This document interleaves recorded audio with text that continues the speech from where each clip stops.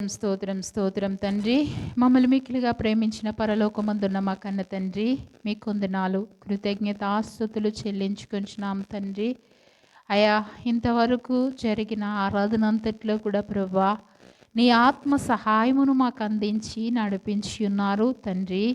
నీ వాక్యానికే నిలబడుచుండగా నీ ఆత్మ సహాయమును నాకును మాకును అందరికీ కూడా అనుగ్రహించండి తండ్రి.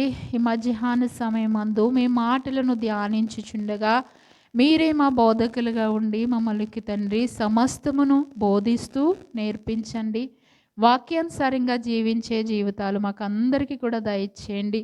ముందున్న సమయం అంతా కూడా మీ హస్తంలో సమర్పించుకుంటూ ప్రభువా, సమస్తమును కూడా తండ్రి నీ నామానికి మహిమకరంగా మా అందరి కుటుంబాలకి దీవెనకరంగా మీరు మారుస్తున్నందుకు వందనాలు అయా. మమ్మల్ని ప్రేమించి ఇచ్చిన సంఘాన్ని బట్టి మీకు వందనాలు అయా. సేవకులను బట్టి కూడా మీకు కృతజ్ఞత ఆస్తుతులు చెల్లించుకుంటూ ప్రభా, ఇట్టి సమయాన్ని ఇట్టి ధన్యతను మాకు అందరికీ అనుగ్రహించిన దయ కొరకు మరొకసారి మీకే కృతజ్ఞతాస్తుతులు చెల్లించుకుంటూ నన్ను నేను తగ్గించుకుంటూ మీ హస్తంలో సమర్పించుకుంటూ యేసు నామములో అడిగి వేడుకొని నాను మా పరమ తండ్రి, ఆమేన్ ఆమేన్.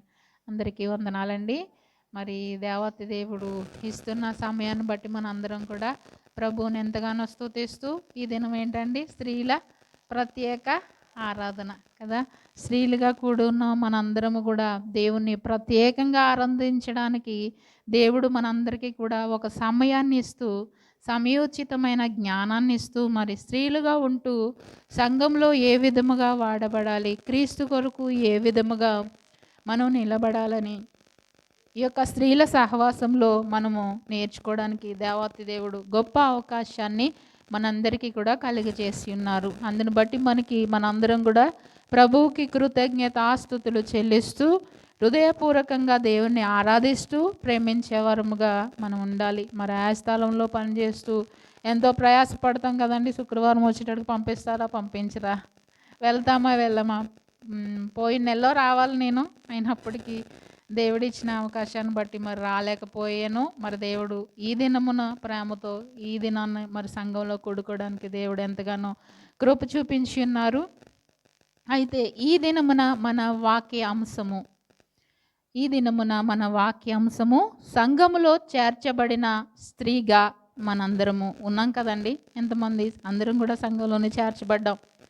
అందరం కూడా క్రీస్తు కొరకు నిలబడాలని, దేవుని కొరకు మన యొక్క ప్రతి ఒక్క ఆలోచన ఆయనకి నచ్చినట్లుగా బ్రతకాలని ప్రతి ఒక్కరు కూడా సంఘంలో ఏదో ఒక సంఘానికి చేర్చబడతాం, అక్కడ ఇక్కడ అని ఎప్పటికీ కూడా కాదు. కానీ సంఘంలో చేర్చబడిన స్త్రీగా మన యొక్క పాత్ర ఏ విధముగా ఉంటుంది? మన యొక్క కుటుంబంలో మన యొక్క జీవిత శైలి ఒక విధానంగా ఉంటుంది కదండి. ప్రతిదానికి కూడా ఆ కుటుంబాన్ని చక్కపరుచుకునేది స్త్రీయే. కానీ అలాగే సంఘంలో కూడా ఒక స్త్రీగా, సంఘంలో చేర్చబడిన స్త్రీగా మన ఆలోచన ఏ విధముగా ఉంటుంది? ఒక సంఘంలో మనం చేర్చబడినప్పుడు దేవాతి దేవుని సన్నిధిలో మనము ఏ విధముగా సంఘానికే కావచ్చు, సేవకులకు కావచ్చు, సంఘములో ఉన్న ప్రతి విధమైన అవసరత కొరకు సహాయపడే స్త్రీలుగా మనం ఉంటున్నామా? సంఘములో మరి చేర్చబడిన స్త్రీ, మరి బైబిల్ గ్రంథంలో ఎంతోమంది స్త్రీలు ఉన్నారు కదండి. వారందరూ కూడా ప్రభు పరిచర్య నిమిత్తము ప్రయాసపడుతూ సేవకులకి ఎంతగానో సహకారులుగా ఉన్న స్త్రీల పేర్లు కూడా ఈ జీవగ్రంథమందు దేవతి దేవుడు లెక్కించబడ్డాయండి. అంటే మనకి ఇక్కడే తెలుస్తుంది కదా, మనం చేసే ప్రతి పరిచర్యని కూడా దేవుడు చిన్నదే కావచ్చు, పెద్దదే కావచ్చు, దేవుడు విడిచిపెట్టే దేవుడు కాదండి. ప్రతిదానికి కూడా దేవుడు ఒక సమయమును మనకి ఇస్తాడు. ఒకవేళ సంఘంలో చేర్చబడ్డ నీవు క్రీస్తు రక్తంలో మనం ఎప్పుడైతే కడగబడతామో, ఆ సంఘంలో ఎప్పుడైతే మనం చేర్చబడతామో, మన ఆలోచన విధి విధానం అంతా కూడా ఏ విధంగా మారిపోవాలండి? మన కుటుంబం నిమిత్తం ఏ విధముగా అయితే మనం ఆలోచిస్తున్నామో, మన సంఘంలో కూడా అదే ఆలోచన కలిగి జీవించే స్త్రీలుగా మనం ఉండాలి. ఎందుకంటే ఈ స్త్రీలు ఘనహీనమైన వారే, కానీ దేవుడు ఘనమైన పాత్రగా మార్చాలని, మలచాలని మరి అనేక మందిని బైబిల్ గ్రంథంలో స్త్రీలైన వారిని మనం ముందు ఉంచడం కూడా మనం చూస్తాం కదండి. మంచి ఆలోచన గలవారు ఉన్నారు, చెడ్డ ఆలోచన గలవారు కూడా ఉన్నారు. ఎందుకు మంచి చెడు దేవుడు పరిశుద్ధ గ్రంథంలో పెట్టారంటే, మీరు ఈ విధముగా బ్రతికితే గనక నా యొక్క నిత్య రాజ్యాన్ని మీరు పొందుకుంటారు కదండి. ఇంత ప్రయాసం ఎందుకు పడుతున్నామంటే, ఒకానొక దినమందు ప్రభు యొక్క సన్నిధికి చేరినప్పుడు ఆయన యొక్క సన్నిధిలో మనందరం కూడా ఆనందించాలని. మన మరణము ముగింపు అంటారా, ప్రారంభం అంటారా? మన మరణం చెప్పండి. మరణించిన తర్వాతే ప్రారంభము. అంటే ఇప్పుడు మనం దేవుని సన్నిధిలో ఎందుకు గడుపుతున్నామంటే, ఎందుకు ప్రయాసపడుతున్నామంటే, మనం మరణించిన తర్వాత ఒక ప్రారంభం ఉందని. అదే మన నిరీక్షణ కదా. మరి యొక్క ప్రారంభానికి తగ్గిన జీవితం మనం చేయాలి కదా ఈ లోకంలో. మనం ఈ మరణించే ఈ కొద్ది జీవితం కొరకే మనం ఏదో సంపాదించాలని, ఏదో మన కొరకు ఎంతో కొంత గొప్పగా బ్రతకాలని ఈ ఆలోచనలతోనే మనం జీవిస్తే ఇక్కడ మరణించేస్తాం. అవన్నీ ఎక్కడ ఉండిపోతాయి? ఇహ సంబంధమైనవి. కానీ మనం పర సంబంధమైనవి నెతికినప్పుడు మనకేం చేస్తుందండి? మనకి కూడా మరణం తర్వాత ప్రారంభం. ఆ ప్రారంభం కొరకు మనం నిరీక్షించిన స్త్రీగా మనం సంఘంలో చేర్చబడితే గనక సంఘం పట్ల ఆలోచన, సేవకులు చేసే పరిచర్య నిమిత్తం ఆలోచన, సంఘములో మనం ఏ విధముగా మన యొక్క పాత్ర వాడబడాలి, కుటుంబంలో భారీగా మన పాత్ర ఏంటండి? బిడ్డలను పోషించుకుంటూ చూసుకుంటూ వాళ్ళకి ఏం కావాలో, కుటుంబానికి ఏ అవసరం ఉందో ప్రతిదీ కూడా చేస్తారు. అన్నీ ఆయనే చూసుకోలేరు కదా. సమస్తం చక్కబెట్టేది స్త్రీయే కదండి. ఇంటికి ఇల్లాలు స్త్రీ. మరి సంఘంలో కూడా బాధ్యత తీసుకోవాలి మనం, స్త్రీలైన వారు. కొన్ని కొన్ని విషయాల్లో మనకి కూడా సేవకురాలకి సహాయకరంగా ఉండాలి, పురుషులైన వారు సేవకులకి సహకారులుగా ఉండాలి. మనందరం కూడా ఏంటండి? ప్రభు పనిలో జత పనివారు. మరి అలా ముందుండి బైబిల్ గ్రంథంలో మనకి చాలామంది మాదిరిగా ఉన్నారు. ఒక స్త్రీ పేరైతే మనం ధ్యానిద్దాం ఈ దినమున. ఆమె ఎవరండి? పీబే.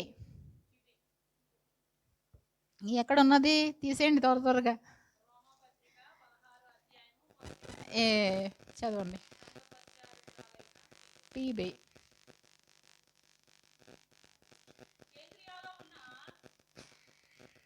చదవండి.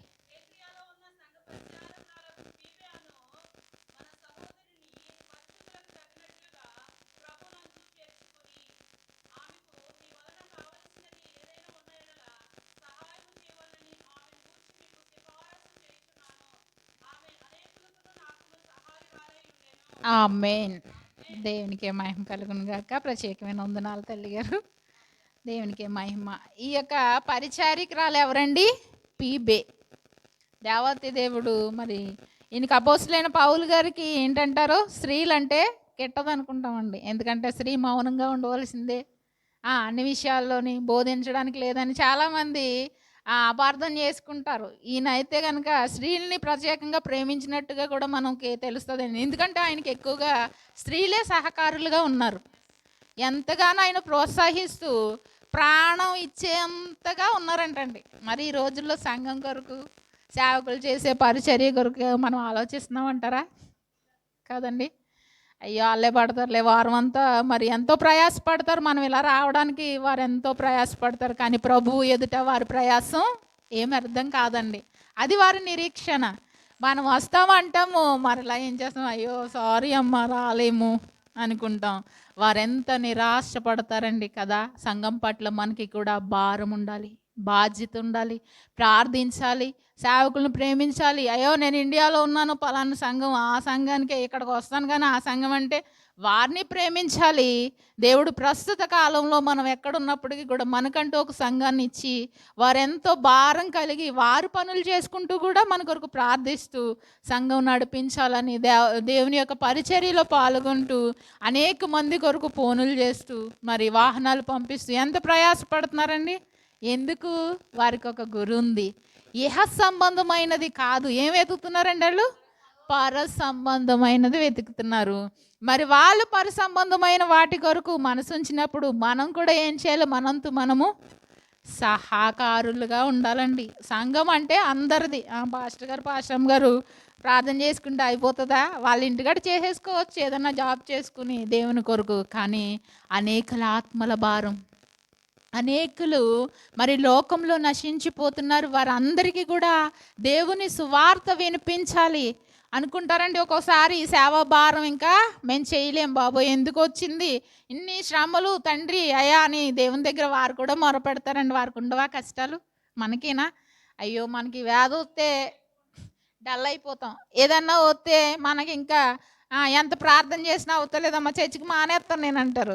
మరి వాళ్ళకి ఉండదండి భారం? వారికి ఇంకా భారం కలిగి మన పట్ల ప్రార్థన చేస్తూ వారికి కూడా అనుకుంటారు, ఈ సేవా భారం భరించలేకపోతున్నానయ్యా.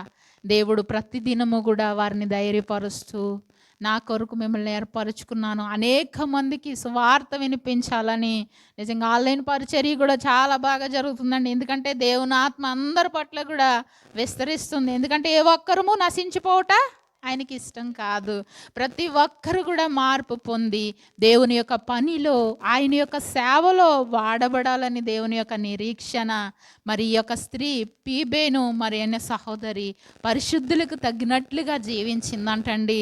మరి అనేకులకును ఆయనకు కూడా ఎలా ఉందంట, సహాయం చేసేగా, సహకారిగా మనకి ఇక్కడ నిలబడుతుంది. సంఘంలో చేర్చబడిన మనము ఎలా ఉండాలండి? సహకారులుగా ఉండాలి. తోటి సహోదరుల్ని ప్రేమిస్తూ సంఘంలోకి నడిపించాలి. అన్ని బాధ్యతలు వారే కాదు, మనకి చేసినట్లుగా పౌలు గారు చెప్తారు కదా, చేతనైనంత మట్టుకు మనం ఏం చేయాలి? ప్రభునందు ప్రయాసపడాలి, ప్రభునందు నిరీక్షణ ఉంచాలి. ఇటు నిరీక్షణ మనల్ని సిగ్గుపరుస్తుందండి? సిగ్గుపరచదు. కనుక మనం ఏం చేయాలి? ఏ సంఘముకు చెందినప్పటికీ కూడా మనం ఒక సంఘానికి చేర్చబడినప్పుడు ఆ సంఘంలో ప్రతి ఒక్కరము కూడా మన యొక్క అవసరతలు సేవకులు ఎలా తెలుసుకుంటున్నారో ఆ సంఘంలో ఏ అవసరత ఉన్నదో మనము కూడా తెలుసుకోవాలా. తెలుసుకుని ఆ యొక్క వారి యొక్క ఇబ్బందులలో మనం కూడా ఏం చేయాలండి? సహకారులుగా ఉండాలి. అయ్యా నడిపిస్తున్నారు కదా, మేము మా వంతు సహాయము మేము చేస్తాము. మరి యొక్క పరిశుద్ధ గ్రంథంలో ఈ పీబే పేరు ఎందుకు చేర్చబడిందంటే, బహుశా అపోస్తులైన పౌలు గారికి ఎంతో సహాయకారుగా ఉండుంటుంది కదండి. ఎక్కువగా స్త్రీలే ఆయన వెంబడిస్తూ మరి ఆయన ప్రాణానికి ప్రాణంగా కూడా పెట్టేవారుగా ఉన్నారు. మనం అయితే ప్రాణాలు ఏమి ఇవ్వక్కర్లేదు, కానీ మనకి ఇచ్చిన సమయాన్ని దేవుడితో గడుపుతూ సేవా పరిచర్యలో మనకి ముందు కొనసాగుతూ ఒకరి ఎడల ఒకరము సమాధానముతోనూ సంతోషముతో మనందరము కూడా ముందుకు కొనసాగించాలని దేవాతి దేవుడు మనల్ని కోరుతున్నాడండి. అదే అపోస్తుల కార్యములు 20వ అధ్యాయము 28వ వచనంలో కూడా ఒక మాటను మనము నేర్చుకుందాం. ఈ యొక్క స్త్రీ ఎలా కనబడుతుందంటే అండి, యేసు రక్తంలో కడగబడిన మనమందరము కూడా దేవుని యొక్క సన్నిధిలో ఎలా ఉన్నామంటే, అపోస్తుల కార్యములు 20వ అధ్యాయము 28వ వచనము చదవండమ్మా. చదవండి బ్రదర్, చదవండి.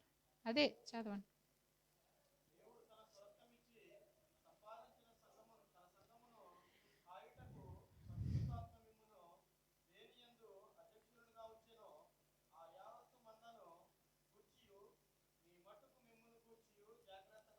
ఆమేన్. సరిపోతుందమ్మా. వందనాలు బ్రదర్. దేవునికి మహిమ కలుగును గాక. సంఘములో క్రీస్తు రక్తములో కడగబడిన మనము ఏ విధముగా మనం పిలువబడ్డామండి? పై వచనంలో కూడా ఉంది, దేవుని సంకల్పం అంతయు మీకు తెలుపకుండా నేనేమీ కూడా దాచి ఉంచలేదు. దేవుడు తన స్వరక్తం ఇచ్చి మనల్ని ఏం చేశారండి? సంపాదించుకున్నారు. అంటే మనం ఏం చేసాం? క్రీస్తు రక్తములో కడబడిన మనమందరము కూడా ఆయన రక్తము ద్వారా మనం అందరము కూడా దేవుడు స్వరక్తం ఇచ్చి ఆయన కొరకు బ్రతకాలనే కదండి ఆయన కోరిక, ఆయన ఆశ. మనమేమో ఎవరమైనా సరే మన సొంత పనులు చేసుకోవడానికే మనకు సమయం ఉండలేదు కదండి. ఎవ్వరు కూడా దేవుని యొక్క సన్నిధానములో ఆయన నిమిత్తము ప్రయాసపడుతున్నామా? ఇక్కడ గల్ఫ్ కంట్రీలోకి వచ్చి కష్టపడుతున్నామండి ప్రభు కొరకు అనడానికి లేదండి, మన కొరకే కదా, మన ఫ్యామిలీని పోషించుకోవడానికి మనం ఎంతో ప్రయాసపడతాం. డే అంతా కూడా వాళ్ళ తెల్లవారులు పని చేసుకున్నా చెయ్యాలి. ఎందుకంటే మన యొక్క కుటుంబము, మన కుటుంబ పరిస్థితులు అవి చేసుకోవడానికి దేవుడు ఆరోగ్యం ఆయుష్నిస్తేనే కదా. మనకు ఆయుష్ లేదనుకోండి, ఆరోగ్యం లేదనుకోండి, మనం ఎంత కష్టపడినా చేయగలమా? చేయలేము. కనుక దేవుని రక్తములో కడగబడిన మనము ఆయన విలువైన అమూల్యమైన స్వరక్తం ఇచ్చి మనల్ని సంపాదించుకున్నారండి. తన సంఘమును కాయుటకు పరిశుద్ధాత్మ మిమ్మును దేనియందు నిలబెట్టాడో, ఏ సేవలో నువ్వు నిలబడుతున్నావు, ఏ పరిచర్య నువ్వు చేయాలనుకుంటున్నావో, ఏ విధముగా క్రీస్తుని మరి ఆయన ఎడల అనేక మందిని నడిపించాలని ఆశపడుతున్నావో, ఆ స్త్రీలం కాదండి మాకు ఎక్కడ కుదురుతుంది, పురుషులైతేనే కానీ అనుకుంటారా? కాదండి. మనకి కూడా దేవుడు ఒక భారం ఇచ్చాడు. సంఘం పట్ల ప్రార్థించే అవకాశం దేవుడు మనకిచ్చాడు.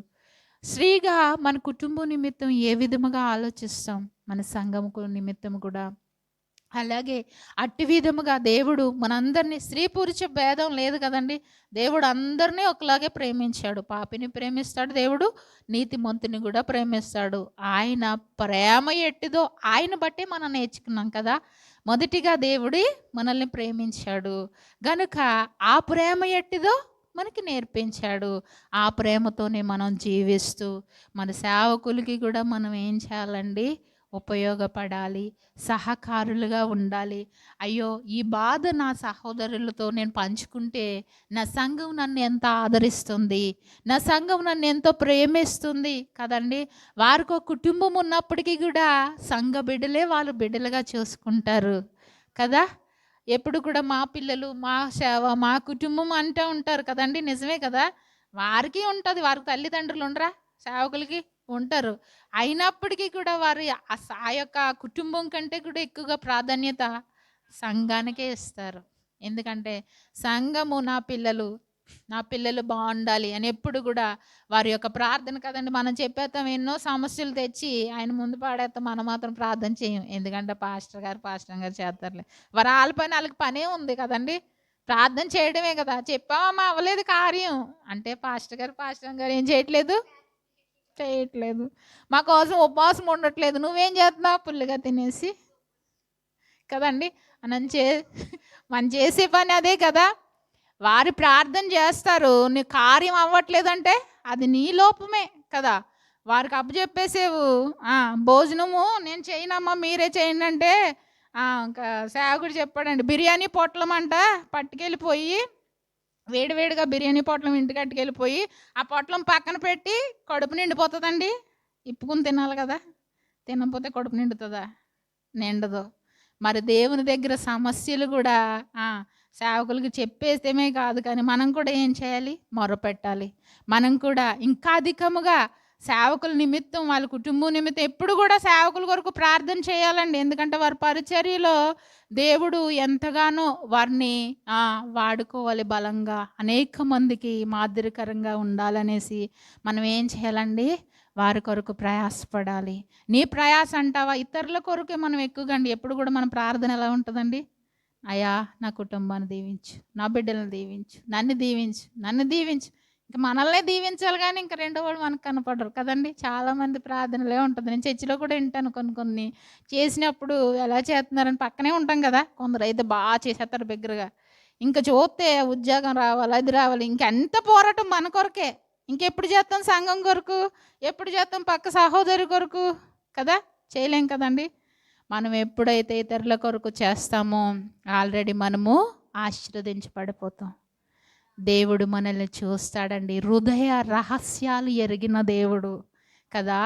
సంఘం పట్ల, ఇతరుల పట్ల నీకున్న బాధ్యత ఏంటండి, దేవుడు అదే చూస్తాడు. నశించిపోతున్న ఆత్మల కొరకు భారం కలిగిన సేవకుల నిమిత్తం, నశించిపోతున్న వారి కొరకు కూడా మనం ఏం చేయాలి, ప్రార్థన చేయాలి. అలాగే మనంతో సహాయము కూడా మనము సంఘానికి చేస్తూ అనేక మందిని ప్రోత్సహించాలండి. మనము ప్రోత్సహించబడము మరలా ఏంటంటే అనేక మందిని కూడా ఆ యొక్క సంఘములో చేర్చేవారంగా ఉండాలి. వచ్చేవారే కొందరు మరి రాలేకపోతున్నారు, వాళ్ళకి ఏ కొన్ని కారణాల వల్ల నిజంగా మరి దేవుని యొక్క సన్నిధానంలో సత్యవాక్యాన్ని వినిపించినప్పుడు వినడానికి ఎవరు కూడా చెవులొగ్గట్లేదండి. ఆయా సమయంలో ఇచ్చింది ఒక్కడే కదా. ఈ శుక్రవారం కూడా మేము నీతో ఉంటే మా సమయం అంతా కూడా అయిపోతుంది అనే స్త్రీలు కూడా ఉన్నారండి. నిజంగా ఈ దినము ఈ రోజు ఇలా రావడానికి ఎంతమంది ఐదుగురుమో ఆరుగురుమో సిద్ధపడ్డాం. చివరికి ఎవరు నిలబడ్డారు? మీరమ్మ ఒక్కతే అయిపోయిందండి. వాళ్ళందరి కొరకు నేను ఎంత ప్రయాసపడ్డాను, కొంచెమైనా కన్విన్స్ చేద్దాం, వాళ్ళకి నచ్చినట్టు నేను మారదాం అనుకున్నాను. అయినా వారిని తీసుకురావాలని ఆశపడ్డాను. అయినప్పటికీ వాళ్ళ ఆలోచనలు ఆకాశానికి భూమికి ఉన్నంత తేడా అయిపోయిందండి. చెప్పేసి వాళ్ళు నలుగురు రాలేకపోయారు. లాస్ట్కి ఒక్కదాన్ని అయిపోయాను. తండ్రి నేను ఒక్కదాన్ని ఎప్పుడు వెళ్ళలేదు కదా, మరి మానేనా నేను కూడా అనుకున్నాను. కానీ దేవుని పని అది కాదండి. ఇప్పుడు చనిపోతాము, అయ్యో నేను పరలోకానికి వెళ్ళిపోతాను అనుకున్న వాళ్ళని తీసుకెళ్తాము అవుతుందండి? అవ్వదు. అక్కడికి ఎలా వచ్చామో అలాగే తిరిగి వెళ్ళిపోవాలి. అవును కదా, నాకు ఈ ఆలోచన కరెక్ట్ కాదయ్యా. పోన్లే ఎవరున్నా ఎవరు లేకపోయినా పర్వాలేదు, ఎవరు వచ్చినా రాకపోయినా పాస్టర్ గారు వింటారు కదా, వాళ్ళకైనా చెప్పేసి వచ్చేస్తాను కదండి. దేవుని సన్నిధిలో మనం ఎలా ఉండాలంటే ఎవరున్నా లేకపోయినా, నిందైనా ఇబ్బందైనా వ్యాధైనా దేవుడు మనకిస్తున్న సమయాన్ని బట్టి దేవుణ్ణి ప్రేమిస్తూ మన తోటి సహోదరి సహోదరులను కూడా క్రీస్తులో ప్రోత్సహించాలి. ఎంతవరకు అండి? మన చేతనైనంత మట్టుకు చెప్తాం. వాళ్ళకి విన్నారా? ఓకే, సంతోషం, దేవుని ఎడల నడిపించబడతాం. వినలేదనుకోండి, మనము ప్రభు చెంతకి రావచ్చు. కాబట్టి దేవుడిచ్చిన సమయం ఏంటంటే మనకు వాళ్ళు చెప్పాలి. రెండోదిగా ఎలా ఉందంటండి, సంఘములో పరిచర్య చేసే స్త్రీగా ఉందంట. ఫిలిప్పీ పత్రిక 2వ అధ్యాయం 21వ వచనంలో కూడా ఒక మాటను ధ్యానించుకుందామండి. ఫిలిప్పీ పత్రిక చదవండి.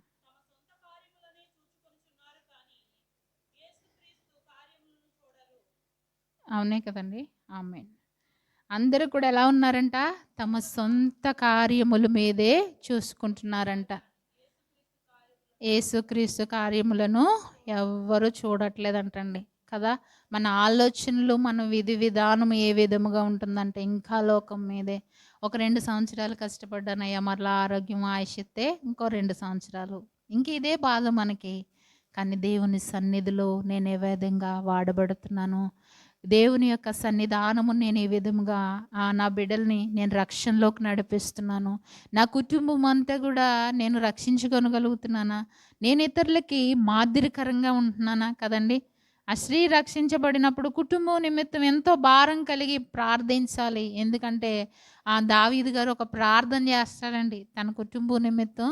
దావీదు గారు ఒక ప్రార్థన చేస్తారు, దేవా నీ చిత్తం అయితే నా కుటుంబం అంతా కూడా నీ సన్నిధిలో ఉండినట్లుగా దానిని ఆశీర్వదించాయా.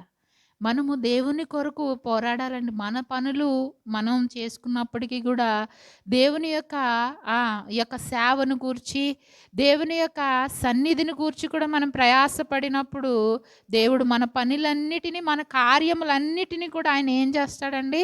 సఫలపరుస్తాడు. స్త్రీలుగా మనకి ఇచ్చిన ప్రాధాన్యతను మనం పోగొట్టుకోకూడదు కదండి. ఎప్పుడు కూడా మన ప్రాధాన్యతను దేవుడు ఎప్పుడు కూడా మనల్ని బలపరుస్తాడు అనుకుంటాం మనము. అయ్యో నేను బలహీనరాలను కదండి, నేనేం చేయగలను, నేనేం చెప్పగలను, నేనేం నిలబడగలను అనేసి మనం ఎంతగానో సిగ్గుపడుతూ భయపడతామండి.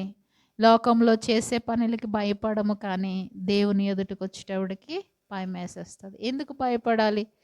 క్రీస్తులో దేవుని రక్తములో కడగబడిన నీవు, క్రీస్తు సంఘములో చేర్చబడిన నీవు అనేకులకు మాదిరికరంగా ఉండాలి. కానీ మనమే కూర్చుని పోయి ఎక్కడ వేసిన గొంగలు అక్కడే అంటూ ఉంటే ఇతరులకి చెప్పగలుగుతామండి?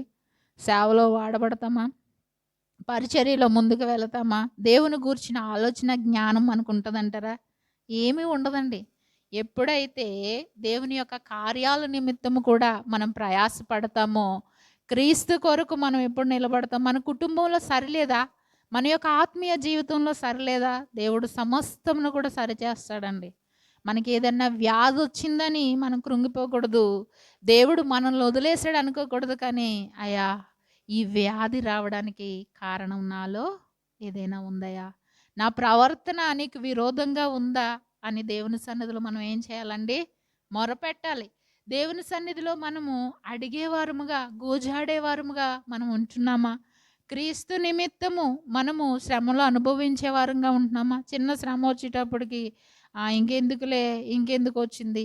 ఎవరో మొన్న ఒకసారి వచ్చినప్పుడు ఓ సిస్టర్ అంటుంది, పనులు లేవు, ఏమో ఉంటలేదు, దేవుడు ఎక్కడ ఉంటున్నాడో అంటుందండి. దేవుడు ఎక్కడ ఉంటాడు? పనులు లేవంట, దేవుడు లేడంట. దేవుడు ఎక్కడున్నాడో తెలుస్తలేదు ఆవిడకి. ఎందుకు? దేవుడు ఎతక కాలంలో ఎతకమన్నాడు, మరి ఎతకొచ్చు కదా ఆవిడ. ఎతకలేదు.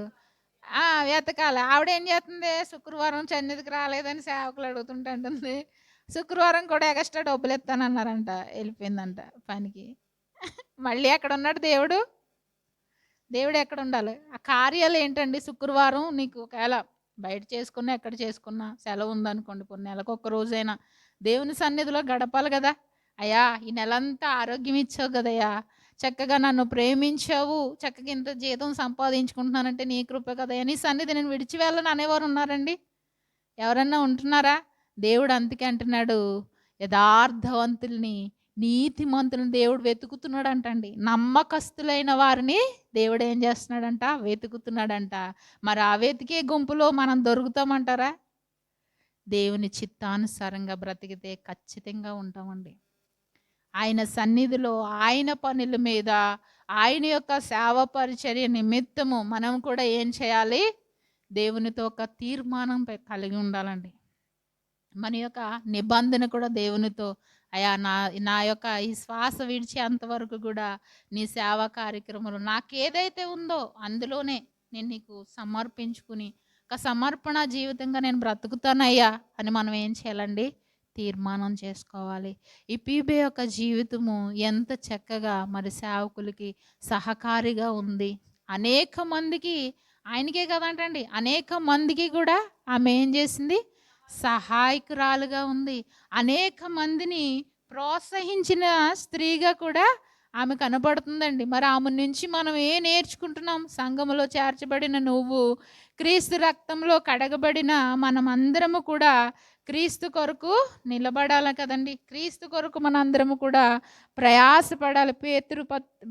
పేతురు గ్రంథము 1 పత్రిక 1వ అధ్యాయం 7వ వచనం కూడా చదవడం లాస్ట్కి ముగించేసుకుందాము. మరి నా తర్వాత సేవకురాలు ఉన్నారు, సమయమును మరి 1 పత్రిక 1వ అధ్యాయము 7వ వచనం చదవండి తల్లి.